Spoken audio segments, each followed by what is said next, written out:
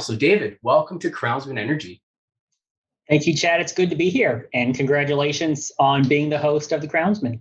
Hey, thanks a lot. I really appreciate it. Yeah, as I mentioned, I'm really looking forward to this opportunity, and of course, interviewing you. So let's get right into it. Let's tee it up for our viewers, for our listeners, in terms of Autosol. Your company specializes in software and integration services for industrial automation. So in a lot of cases, we hear the acronym SCADA, which stands for Supervisory Control and Data Acquisition. So let's start with that. Explain what SCADA means and what industrial automation means for the industry. Okay, gladly. So, funny enough, what is SCADA is the very first question that was asked for my interview for Autosol. And not much has changed in the past 10 years for me. Like you said, SCADA is supervisory control and data acquisition. But at the heart of it, what it really is, it's just a combination of hardware and software for industrial automation. And the goal of SCADA is to make sure that these complex and dangerous industrial processes are run as efficiently and safely as possible. So this could mean using software to help calibrate hardware in the field, to monitor the hardware that's in the field, the pressure on a pipeline, how much is coming out of a well, the status of a critical valve at a river crossing, and even then writing values out to the field and controlling this hardware. Basically, the parts where Autosol fits into this, right? You've got the automation world, you've got the SCADA world, and then inside the SCADA world, where Autosol really shines, although we do building automation and water, wastewater, our main contribution to the world is in oil and gas SCADA. So you've got RTUs and PLCs, so remote terminal units and program logic controllers out in the field, controlling assets. You have a telemetry network, radios, cell modems, satellites, and then you have an Autosol technology in the middle, acting as a polling engine or a gathering point. And then you have some sort of consumption of that data. So the creation of the data in the field, Autosol in the middle, and then consumption of that data by clients to safely operate or monitor these assets and these processes. That's kind of the nutshell of it. Well, it's a great introduction, and exposing us to what SCADA is and how Autosol treats it. Now, in the past, correct me if I'm wrong, but these systems have required what is called a human-machine interface, or an HMI. Talk to me about HMIs and how they have evolved with Autosol. Okay, sure. So an HMI, basically, like you said, human-machine interface, that is where a human being will physically sit in front of 1 or 8 or 12 monitors and watch data come in through a SCADA system and make operational and safety decisions based off what they see on that screen. I provided a couple samples of some of the HMIs that Autosol has made, and this is kind of what they look like, right? The first one's going to be a pipeline with devices, some pressure, some temperature, some valve statuses. You can get fancy with some of them and show representations of the field assets overlapping with like a Google map or something like that. Or you can even just have, all of your compressor stations or all of your well pads on one screen. That way you can compare their statuses and availability. It's really just a way to represent data. And the way that it has changed, not only with us, but just from the way the world has changed as well, is they've gotten more connected. And they've gotten more connected to a variety of things, right? They connect to more things for different reasons than they used to, and they do it on a whole new scale. If I went back in time 15, 20 years, a 50,000 tag, and in the HMI world, a tag is like one piece of data. So the pressure that's being read off one sensor would be one tag, right? So a 50,000 tag HMI would be considered a big system. And now we're pushing data to and creating 2.5, 3 million tag SCADA systems, because not only are they connected to more sensors in the field, more RTUs and more PLCs as kind of SCADA technology continues to improve, like all our technology, but also the reasons why change. So it used to be that you could get real-time data into an HMI, and that's what it was for. So that way a human being can sit there and make operational and safety decisions in real time. And then it evolved into, well, I want more of that. as communications got better, satellite got cheaper maybe, but also radio came to more prominence. You had cell modems put out there. Now operators could get more data.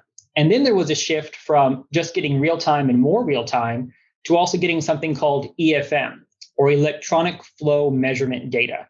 And that is a point where Autosol specifically shines. EFM data is basically an archive of how much was produced or came through a certain location, either at a well or a pipeline. So companies use it at the end of the month to figure out how much they actually produced or moved, and therefore who owes them how much money. It's sort of like the first step in the accounting process for figuring out how an oil and gas company is going to make money. And so not only did we start bringing in real time, and then we started bringing in EFM data, but then we also started servicing different endpoints. So in most SCADA systems today, when a tag is pulled from the field, let's just say it reads 1,000, right? Well, 1,000 what? So in the field, it reads 1,000.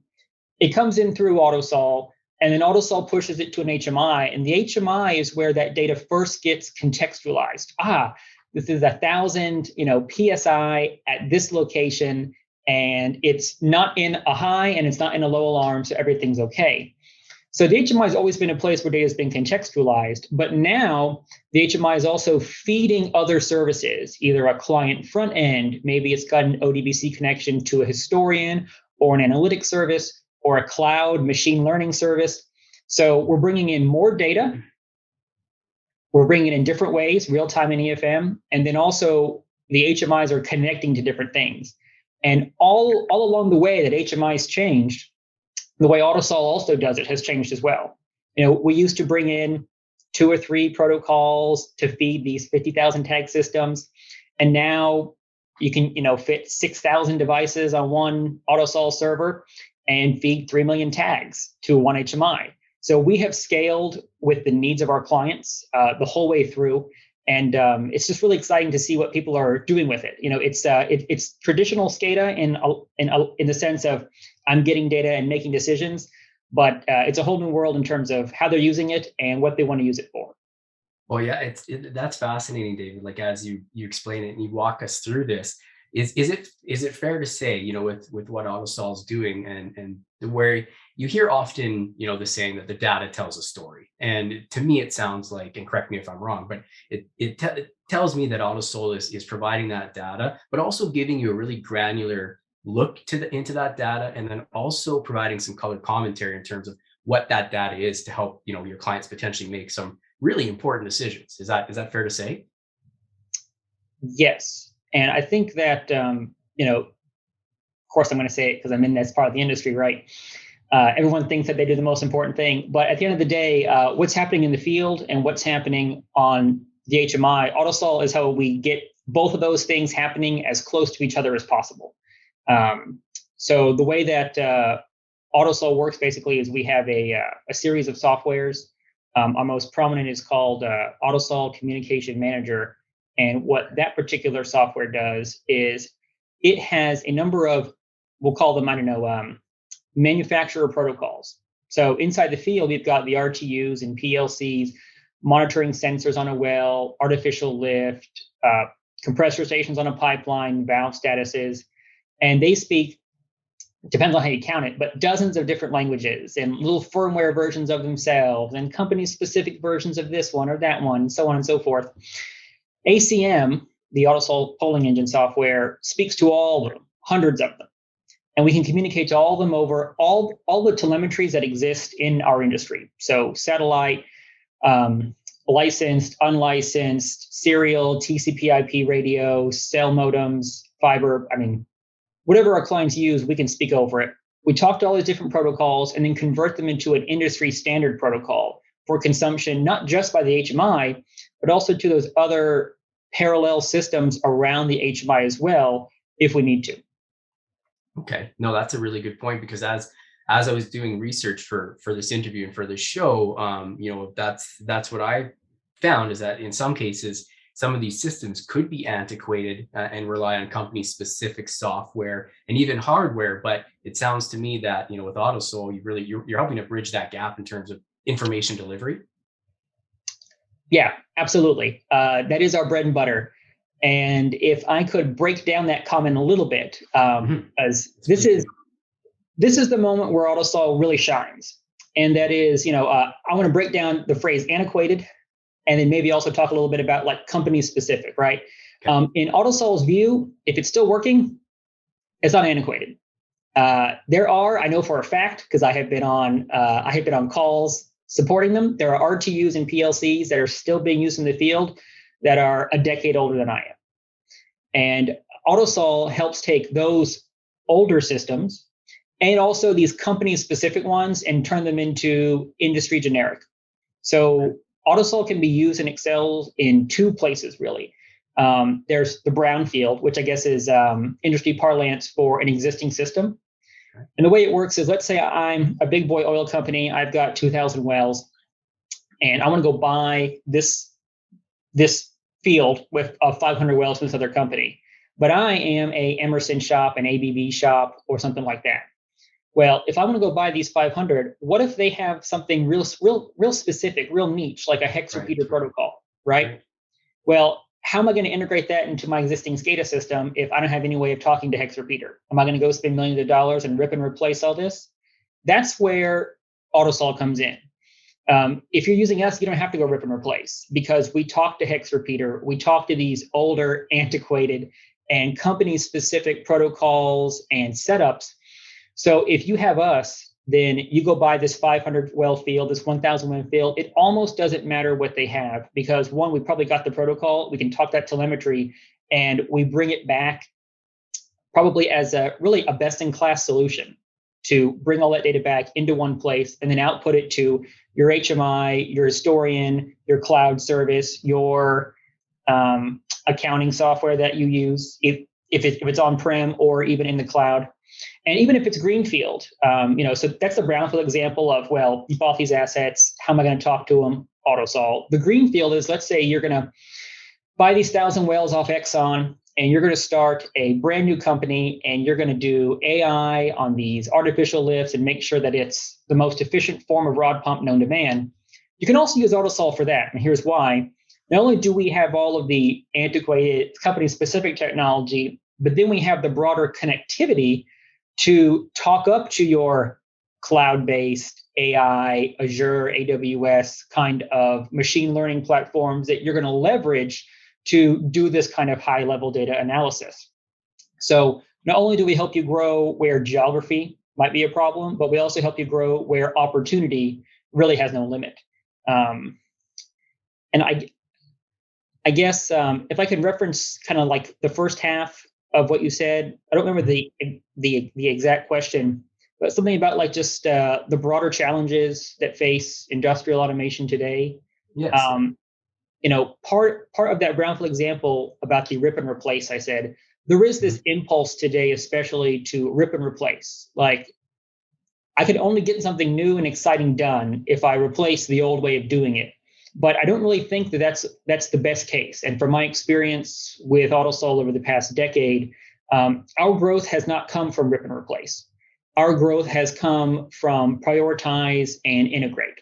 So someone brings us in when they prioritize, accurate, reliable, scalable data, but with their existing assets. In this case, software can be the solution to a lot of the challenges that our clients face when it comes to automation.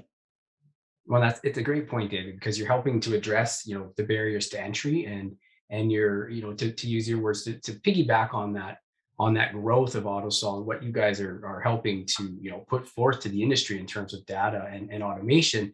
Correct me if I'm wrong, but I believe Autosol and your company has your communication software and your HMI development products assisting over 250,000 kilometers in just the United States alone in terms of pipeline. Is that correct? Yes, it is. Well, that alone is a great feat. So congratulations to you guys on that. But where does your company's success come from? You alluded to it before, but what really sets Autosol apart in terms of what you guys are doing in this space? I hope you have a glass of wine next to you for the cheese I'm about to bring here. But it is. I love wine. And hands down, it's It's our clients. It's our clients. And I'll tell you why. I would love to claim that I or anybody at Autosol, if it's our 35-year veteran, 20-year, 15-year veteran, fresh out of school, prodigy student, employee, if any of us could sit here in our office in a room with no windows and come up with the next big thing or transform SCADA in some way all by ourselves, I would love it, but we can't. At the end of the day, the success of Autosol rests with our clients. One, for recognizing that we can help them in the present, but also working with us to create a partnership to make sure that we're going to be with them as they grow, as they scale, and they want to try new things in the future as well. And that's why we focus heavily on not only keeping the client, I guess a good way of saying it is that a client's stake in Autosol doesn't end at the sales process. When they get a license file from us for the software, that's when the sales cycle ends, but when the relationship building really begins. Okay. And because of that, our clients always have a seat at the table when it comes to our development. We take their considerations, their requests, and where they want to go into the development schedule of all of our products, whether or not that's ACM, that's our server polling, whether or not that's EACM or Edge ACM that is deployed in the field for IIoT purposes, or OneSCADA, which is our HMI package. And we're able to focus on our clients so much for, I guess, another reason of our success, if I can just kind of roll this through in conscience here. So first is clients, and we can focus on them so much because we are independent. At the end of the day, Autosol is family owned, and there are multiple generations of that family involved with Autosol on a day-to-day basis. We don't have investment shareholders that make us split our loyalties between them and the clients. We are completely loyal to the clients. And it's because we don't have this outside obligation that we can focus on our clients and also have a sort of resiliency. There's not a 20% we have to write off to some executive somewhere.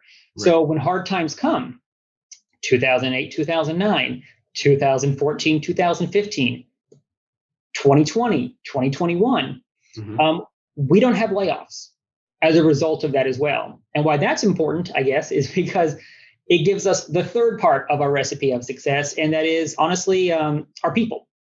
Our people are experienced. I mentioned earlier that we have 35, 32, 30, 28, 25-year veterans. I'm on my 11th year right now. And part of that is because Autosol doesn't have investors, and because we're resilient, our people can have a culture of trust. They trust each other. They treat each other with fairness and respect and honesty. And that helps them create an internal culture where they want to stay, and they pass that on to the clients. Autosol has 5 separate departments internally. 4 out of 5 of those are client facing. Okay. Everybody in a leadership position right now in Autosol, everybody was an internal promotion. And these people, our employees, our managers, our leaders, they act as our face to the clients. So they take this positive internal culture and they express it with the clients to develop these partnerships.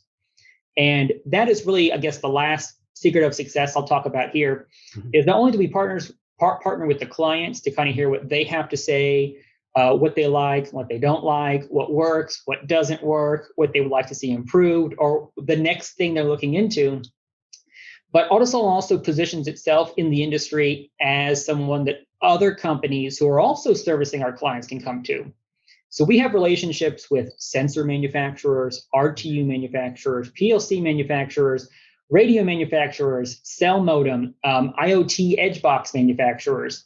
And then on the, I guess, as I'm leading the field side, we partner with a number of software companies as well who do stuff parallel to us, like people who make brokers, historians, also a number of HMI companies. We work very closely with them as well. And the reason why the relationship works on a hardware and a software partnership level with Autosol, who makes software, is because at the end of the day, we're all trying to do the same thing, and that is help our clients operate these extremely complicated processes as efficiently and safely as possible. We also, and part of that partnership is we also use integrators extensively. So we have partnerships with integrators in the industry who choose us for projects because of the success that we bring not only them, but also the client at the end of the day. Well, and let's build on that. Let's expand upon, your Autosol's approach to collaboration and really a holistic approach in terms of, collaborating with your clients and many different stakeholders within the industry. So ultimately you provide the software, but you also have engineering support as well. Like, it doesn't just end at the software when it comes to your clients and the support that you provide. Correct. We do have I guess one of our departments we do call engineering, but rather than engineering, we call them application engineers. Okay. And they're not just there to set up ACM, although that is kind of where they got their start. We created a new software in the 90s, and then we had to go integrate it on client sites. And as we were there working on ACM, basically the conversation said, well, this is great. Can you also help me do this? Or can you also help me do that?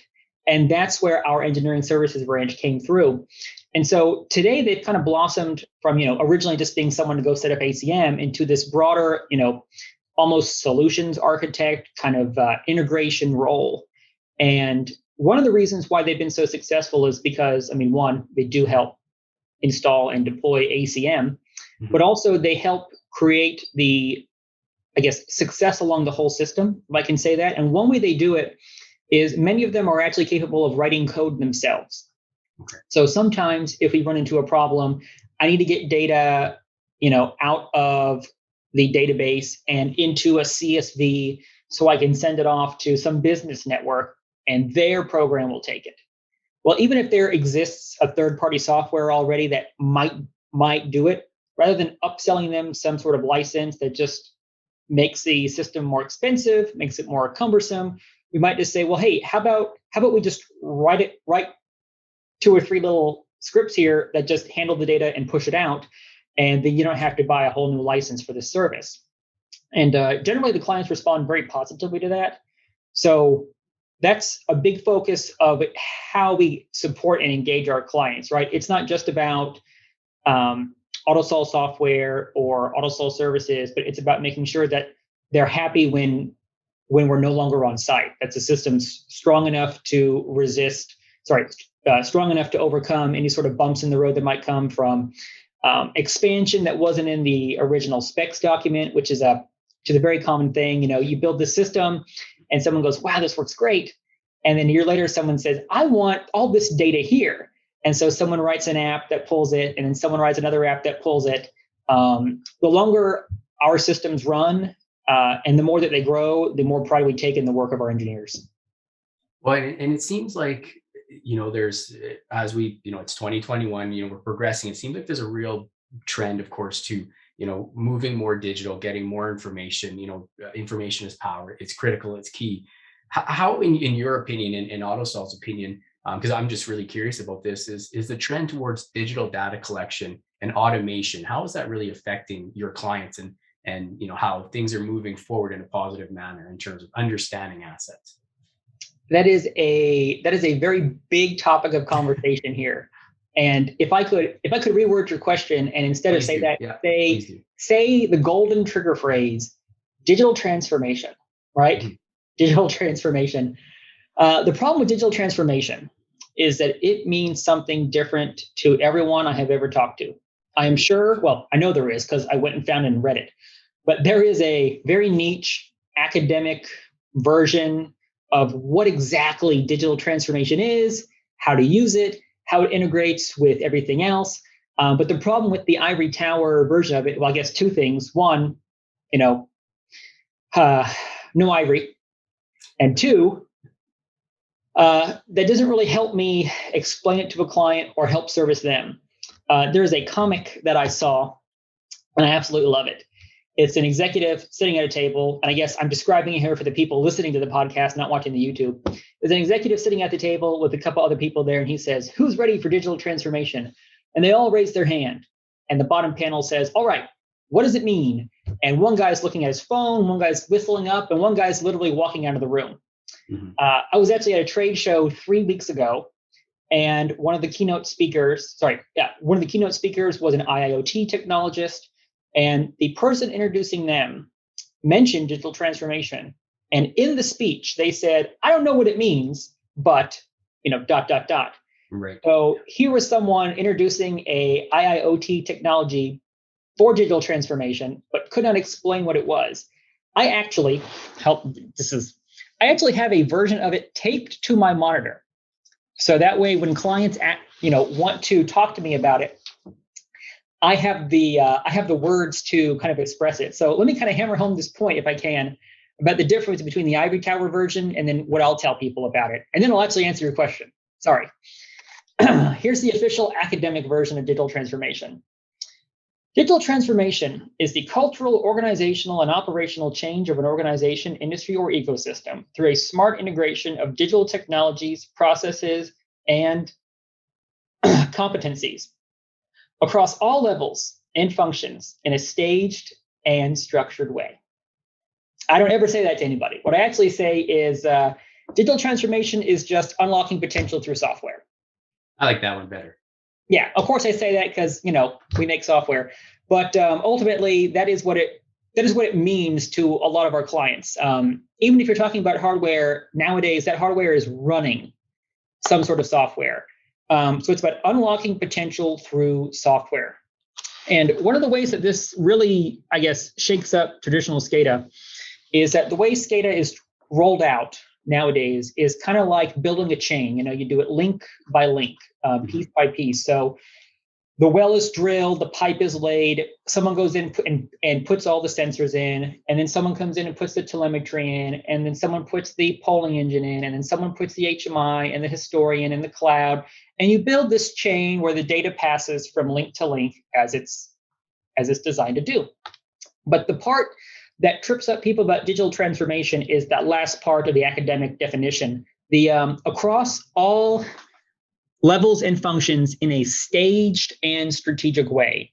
That build out link by link, it is staged, but it's not staged with the idea of I want data from this sensor in the middle of nowhere, West Texas, to get to my phone in this analytics app.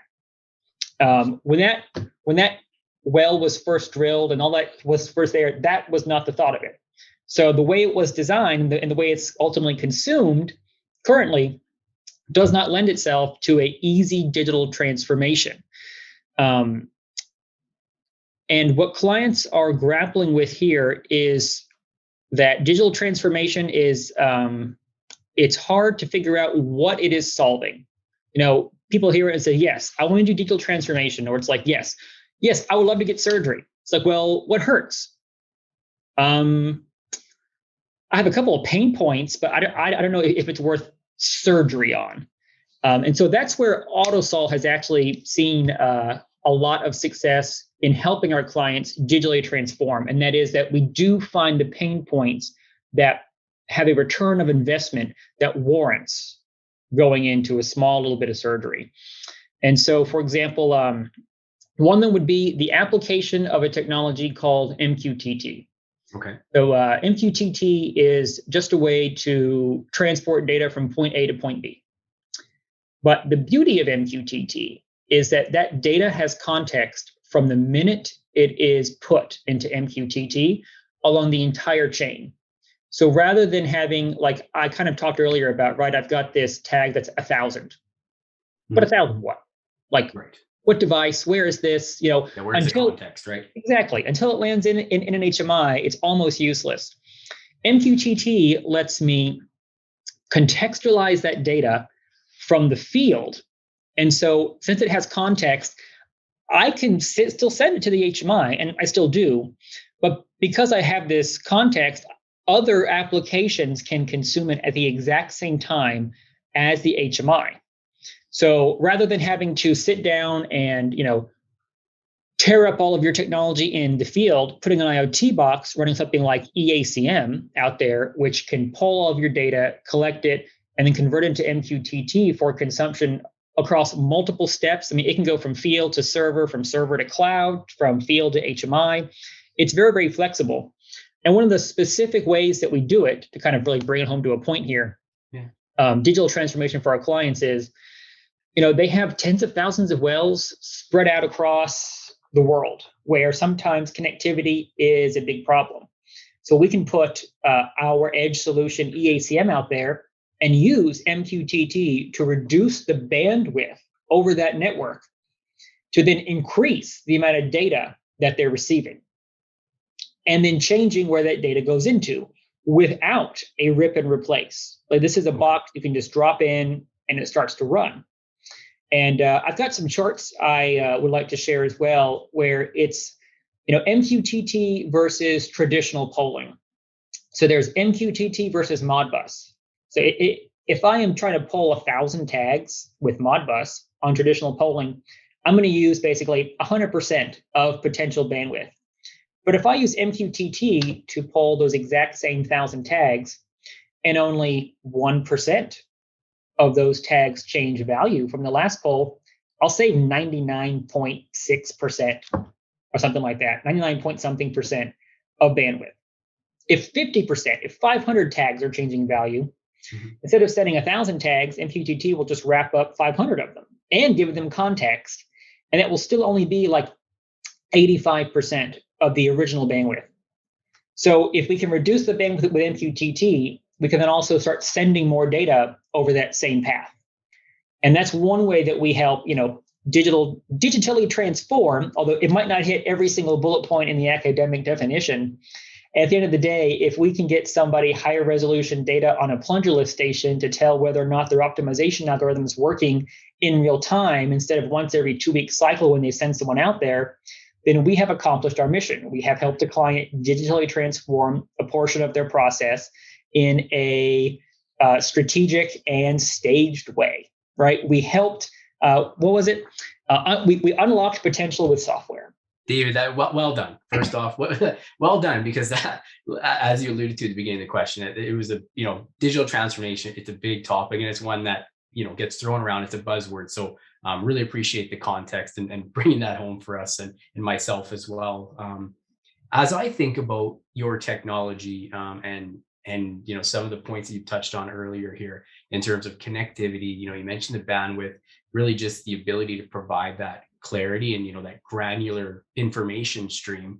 Ultimately, your process, your software can allow for real-time data to be tracked, giving operators control of, let's say, a pipeline system thousands of kilometers away from that operator, which working in the pipeline space, that's truly incredible. And as we all know, in this day and age in 2021, as the energy industry, we're facing a lot of eyes on our industry and focusing on best practices. Rightfully so. Safety is of paramount importance. We all want to be safe, secure, and provide a safe, secure energy source for society. So how is this changing the industry from a safety perspective? Okay. At the end of the day, safety is the reason why our clients use us. They want to be sure that these complicated processes are happening as safely as possible. One, because our clients care about people, but two, because they also want to maintain the ability to be in business. And before I start answering this question, I want to define what critical infrastructure means to me, so I can really shrink that lane down. Okay. Because that can be a lot of things that I don't want someone to hear and say, "Oh, he doesn't know what he's talking about." But for me, for Autosol, even though Autosol does building automation and water wastewater, at least in my personal experience at the company, most of the business I've done has been with oil and gas production, midstream, storage, distribution, and gathering systems are what I'm going to refer to when I talk about critical infrastructure. And that's perfect. Yeah, let's keep it to that. And particularly when it comes to like midstream pipelines. So especially with the Colonial Pipeline kind of fresh in our memories, our clients are focusing very, very heavily on safety. And what constitutes safety also changes as these kind of incidents rack up. And I'll divide it into a couple parts, and then I'll talk about each one. The first one is safety in the traditional sense. stop something from exploding, stop something from leaking. Right. The second one is reliability, and that is a component of safety. And the third one is security, which is an increasingly important piece of safety. So the first one here, safety, there's a lot of instances where the phrase risk tolerance is thrown around, especially when it comes to SCADA systems. So that's where ACM and EACM really, really shine, is at the end of the day, these two technologies can get as much data as fast and as reliably as a client's going to need to safely operate these systems. A lot of these pipelines have a heartbeat, where if there's no communication from certain key points on this pipeline to the HMI in 10 seconds, 5 seconds, something like that, the whole system will shut down. And that is out of safety. That costs the company a lot of money. So ACM, EACM, Autosol in general is usually deployed in circumstances where it'll say right there on the bid, 99.9% uptime or better. And that's where we excel. Not only does our software at the end of the day stay online and get you data, but it makes sure that the people that pick us stay at the company too. There is I don't know if it's famous, but there's a HMI book written by a man named Eddie Habibi that I had to read when I came to Autosol to make HMIs, to learn about how to do it safely and to the best techniques and standards. I'll share a screenshot of the SCADA system of the Texas City explosion. I'm born and raised in Houston, Texas, so the Texas City explosion back in 2005 is still fresh in my memory, at least. And there's a screenshot of the SCADA system that they were using, with the portion of the HMI highlighted where basically the plant went boom over. It was not well identified. You couldn't see it from all the other different colors on the screen. There was no real significance given to this little piece of data. And then if you go back and you look at that HMI from the 2005 explosion, and you look at one of the HMI screens I shared, when it comes to building safe SCADA systems, Autosol uses something called PHMSA, which is from the Pipeline and Hazardous Material Safety Administration. Okay. Basically, it's a way of making sure that if there is an alarm on that screen, you're going to see it. Mm-hmm. Red is for alarm, yellow is for alarm, orange is for alarm. Every color has a purpose, and the purpose of an alarm color is to draw your eye to it. So that's the kind of attention to detail, meticulousness, and I guess safety conscious way that we go about designing HMIs. The other part of that was reliability. At the end of the day, the clients need to pick a technology that is not going to break at 3 a.m. on a Friday night on a holiday. Mm-hmm. Increasingly, especially over the past 2 years, increasingly people have been choosing Autosol for that. High uptime, high integration, high reliability. This is a platform that we've been honing for over 25 years. And the last part is security. All of these processes are difficult enough to do when we're just fighting physics, right? It's even harder to do that when there's someone trying to get in there and, open the wrong valve at the wrong time, or change a value somewhere like that. So as our clients adopt new security measures, we integrate the technology into that.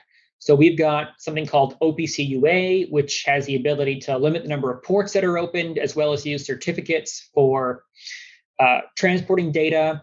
We can use native Windows Active Directory security inside our app as well. So if someone is terminated or there's some sort of violation of the security procedures, IT has the control to make sure that a bad actor doesn't have access to our software as well. And as the complexity of our client systems grows, more hands try to get into the cookie jar. The AI, machine learning, analytics, historians, business units, client interfaces to these HMIs. We are basically working with our clients to see what's your concern and how can we address it. So we work hand in glove with them on any sort of security issues that come up. Well, I really like the analogy you used, the heartbeat of the pipeline. That was great, David. Great answer. You're definitely giving us a lot of great information here. Now let's dig a little deeper in terms of is there a specific case study or specific project or success that comes to mind that you'd like to share with us? There are a couple if we have time. So I'll share one, and that's back to the digital transformation example that I was talking about. We did do, and I'll provide some screenshots of the end result here of a before and after. We had a client that was pulling data from a rock, 2,200 tags, and this was going over a 900 megahertz radio network back to ACM, back to ACM, and then into NHMI. And at the end of the day, they needed higher resolution data. So they're pulling this guy once an hour. They're hitting him 24 times a day. And if you look at the graph that I provided on the plunger step, basically, I don't know too much about the plunger lift, but you miss every single time the plunger changes. And the feedback from the client was that this data is useless. The flow almost seems consistent. It doesn't capture what's actually happening in the field. So we deployed our Edge ACM, and the way that works is basically you get a switch with a little Linux Debian environment, and our software can go run on it. We didn't rip and replace anything in the field. We deployed this box right behind their radio, between the radio and the rock. EACM then pulled all 2,200 tags, but instead of feeding data every hour, we started feeding data every minute. And that made the world of difference. So now, instead of missing every single step on this plunger lift, we captured every single one. And now the relationship between flow and step, tubing and casing pressure was now available to them. So according to them, we reduced their, their optimization time from a 2-week time span, right? Make this change, wait for it, send someone out there, gather the data, come back. And we took that to 1 day. Wow. So we got them 60 times the data. We increased their optimization cycle by 14 times, and we didn't have to rip and replace any technology. So another example of how Autosol can come together for our clients, and this one's going to be a good merger of technology and people, is I mentioned earlier we have a software called SCADA. What SCADA basically is it's almost like a prepackaged rollout SCADA system. It's got the core things someone's going to need, templates, database structure, links to ACM, grid views, alarms, journal entries, a very small alarm management tool. And we had a client come to us one time, and basically it's a greenfield project. And they said, okay, I just bought these 2,000 wells. It did not come with the SCADA system. I have to have this up in 2 months. And with SCADA and our application engineering team, we were able to get that company up and running. I mean, from a flat file with their data, which is like the IP addresses of their assets and what tags they want, a flat file of their data, to a fully functioning HMI with working alarms, working polling, and point check done in 2 weeks. Wow. So not only, I mean, that's pretty responsive. And I guess the last example I'll give about Autosol is almost pure service. So we had, and this was last month actually, we had just rolled out a brand new protocol, 8500 protocol. Well, actually, we hadn't even rolled it out yet. It was in development, and an integrator called and said, "Hey, David, I have a client who has a problem. He is using a different polling engine, and this polling engine can only poll tank 1. So of a multi-tank site, it can't poll tank 2, 3, or 4. Okay. Well, the client recently had tank 2 or 3 overflowed overnight because they were manually sending someone out, and he just couldn't get there in time to check the level. Yeah. So they asked me, "Do you have this protocol?" And I said, "Well, by chance, we're actually developing it. So if the client's comfortable doing a pre-alpha use of it, we can help." So the integrator asked the client said yes, client installs ACM next to other polling engine. And we shown like the sun in TCP/IP. We got tank 1, 2, 3, 4. Everything they tried to poll came in, but we were having a lot of trouble polling over serial, which is not normal because, out of the 500,000 RTUs and PLCs that use ACM currently, probably more than half are currently serial, honestly. So it was a little weird. So, the integrator and client working with our support team, I get on the call, an engineer gets on the call, a developer gets on the call, and we're all banging our heads like we can't figure out what's wrong. Finally, one of our engineers says, "You know what, guys? I actually happen to live 45 minutes from this site. How about I go out there tomorrow? We all reconvene, and not only do I know where this is, but there's a good chance I was the engineer who installed it 15 years ago. So I actually already have access to the tower box." So the next day, this guy goes out there, and we're able to basically figure out the exact tuning we need to communicate over a very, very low baud serial network. And within 30 minutes, we had ACM up and running. And then within a week, the other polling engine was out. We were in, and the executive of this company called me and said, basically, the one polling engine wasn't working. 2 polling engines at once was risky for him. But basically, at the end of the day, Autosol is what reduced their risk tolerance their risk profile and got them all the data. So I think that last example really, really does service to our support team and gets back to what I said about Autosol being a collaborative effort of us and client, us and integrator and client, and the quality of our people. Yeah, and the quality of commitment to your clients as well. It definitely, that's a great story. Appreciate you sharing that with us, David. Well, and as we bring this interview back around, and as we bring it home, that was, you kind of alluded to, my last question really is just, as we look forward, you mentioned some of the developments that you're doing, but yeah, as we look forward, as Autosol moves forward in the industry as a company, is there anything new and exciting that you're working on, or just, ways to forward and push through, what you guys are doing? We have quite a bit going on. So at the end of the day, our ultimate goal is to bring it all together, for our clients. And it's not just about polling for us at the end of the day. That is one of the many things that we do.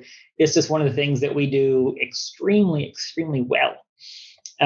Currently, we have an expansion of basically the ACM platform. ACM started off as a product called AES way back in 1994 or 5. And back then it was just a polling engine. But as time goes on, it is expanding more and more into a platform.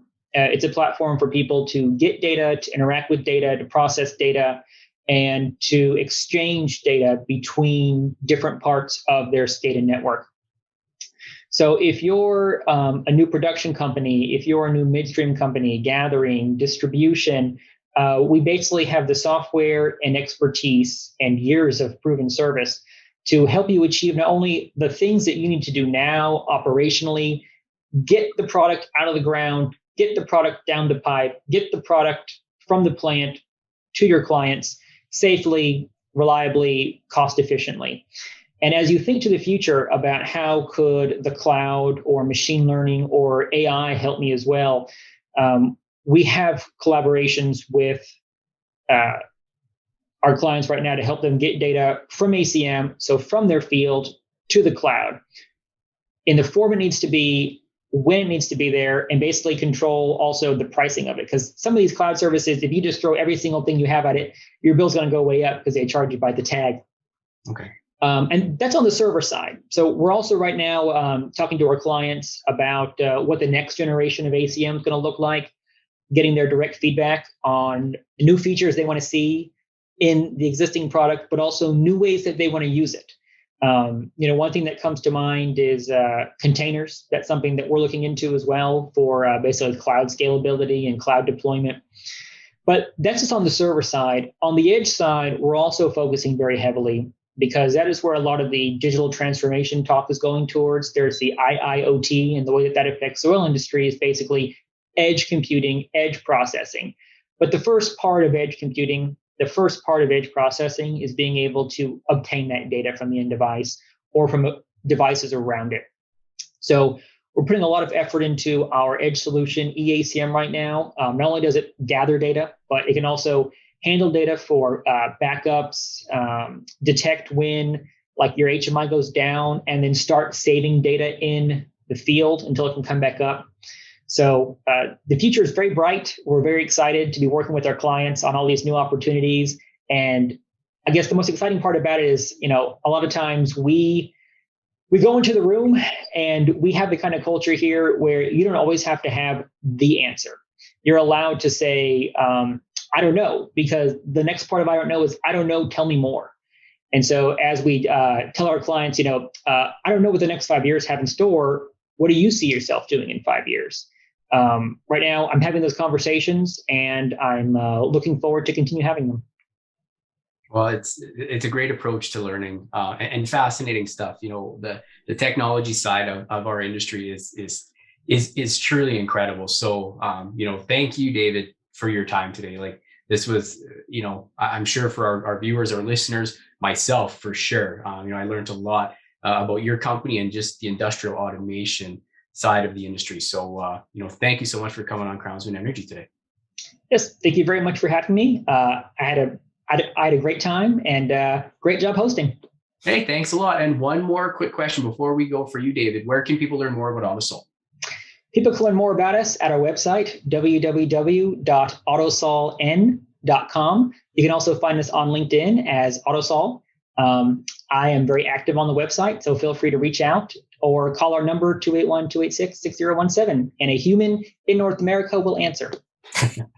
Perfect. Well, thank you so much, David, again. Gowdy. Fantastic interview. That just, like I said, it's fascinating. It's just the technology side is continually just, makes my brain spin. I love it. No, absolutely. I find it almost overwhelming. Because there's just so much. And the more I feel like all interviews, I think, or all of our episodes, there's just not enough time to really unravel every aspect of it. And, but even just this episode was just kind of mind blowing to me anyway.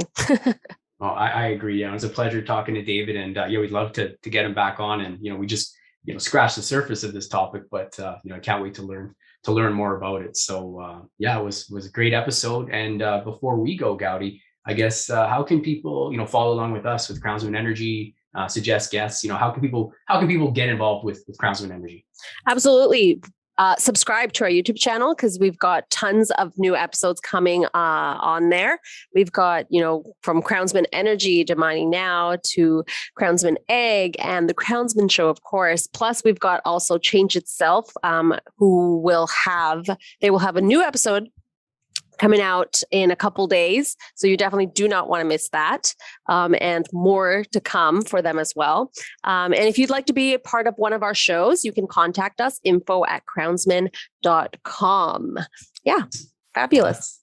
That's great. I love it. And good point too, to catch Jared Downey. Of course, he's hosting all the other Crownsmen platforms, or a majority of them as well. So from all of us at Crownsmen Energy, really appreciate you listening in today, and can't wait to see you on the next episode of Crownsmen Energy. Take care.